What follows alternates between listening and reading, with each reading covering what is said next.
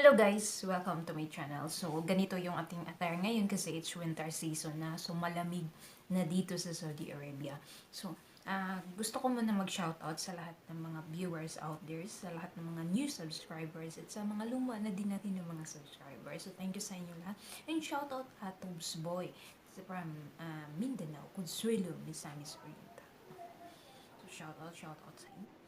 So guys, para sa mga OFW na nanonood dyan, so kung kayo ay magbabakasyon lang sa Pinas at kayo ay magbabalik manggagawa dito sa Saudi Arabia, so stay tuned po para malaman po natin kung ano ang mga dokumento na kailangan nating dala-dala pag tayo ay magpa-flight na naman pabalik dito sa Saudi Arabia ngayong panahon ng pandemya. At kung ikaw ay hindi OFW na nanonood sa video na to, so thank you so much for watching my video. I really appreciate it. At comment ka lang dyan para ma-shoutout kita, and don't forget to subscribe my channel para magiging updated ka sa mga kaming videos natin in the future.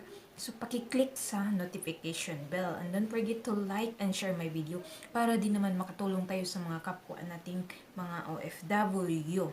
So, dahil iba na talaga ngayon guys, ang yung proseso sa pagbalik kumpara dati. So, dati is very simple lang. So, ngayon ito, mayroon nang nadagdag. So, ng mga dokumento na kailangan nating dala-dala. Una is passport. So, kailangan siguraduhin natin na valid yung ating passport para hindi tayo masabit sa immigration at makatuloy-tuloy yung ating biyahe. Pangalawa is re-entry visa. So, before tayo magbakasyon sa Pinas, guys, kailangan ating munang i-view, i-scan natin yung mga dokumento na ibibigay sa atin ng employer, sa ating amo. Siguraduhin natin na valid yung visa natin, yung mayroong exit and re-entry visa, guys. Kasi pag exit visa lang, hindi ka na pwede makabalik. Pero pag ikaw ay magbabakasyon at babalik ka pa dito, so kailangan exit and re-entry visa.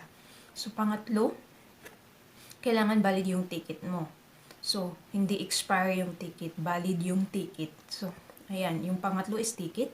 And then yung pang-apat is OEC. So OEC, alam naman natin kung saan tayo pwede magkuha sa OEC, tama? So ayan, kailangan dala-dala natin ang OEC.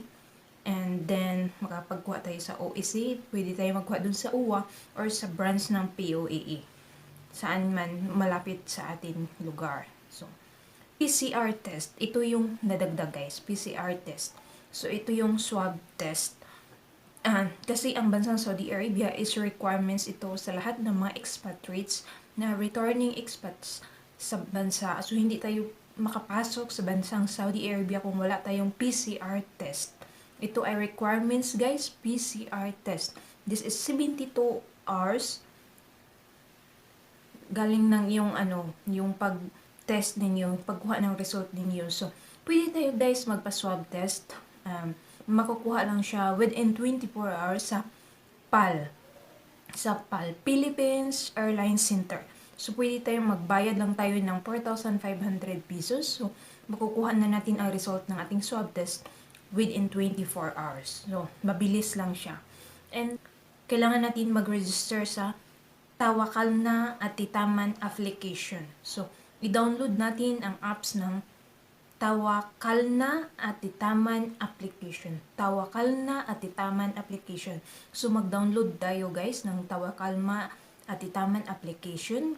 Ang apps na ito ay siguraduhin, yan, i-download natin sa ating mga mobile phone at siguraduhin mag-register tayo 8 hours pagdating sa Saudi Arabia. So, tandaan natin guys, mag-register tayo sa Tawakalna at Titaman application.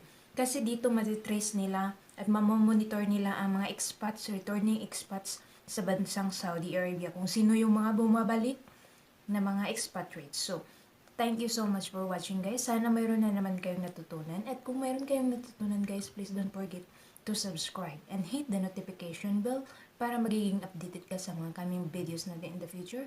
And you are free to comment guys, to ask me. And I will appreciate it. So thank you so much. God bless us all.